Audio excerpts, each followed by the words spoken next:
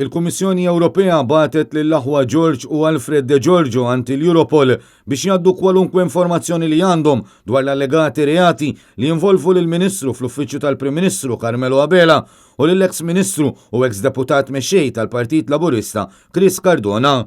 Dan ġie żvelat mill-ġurnal Times of Malta.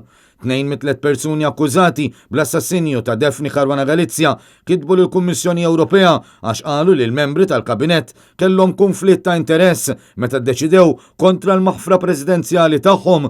La darba l-aħwa kienu qed jimplikaw ex kollega tagħhom fl-assassinju tal-ġurnalista u lill-kollega attwali f'reat kbir ieħor.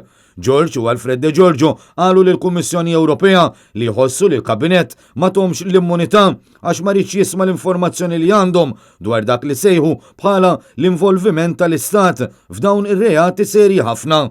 Fit-tweġiba tiegħu, il-Kummissarju Ewropew għall-Ġustizzja Didier Reynders qal li la darba l-Kummissjoni m'għandix poteri tintervjeni fil-mod kif il-ġustizzja titmexxa ta' kuljum fl-Istati membri, l-aħwa għandhom jikkuntattjaw lill-Europol.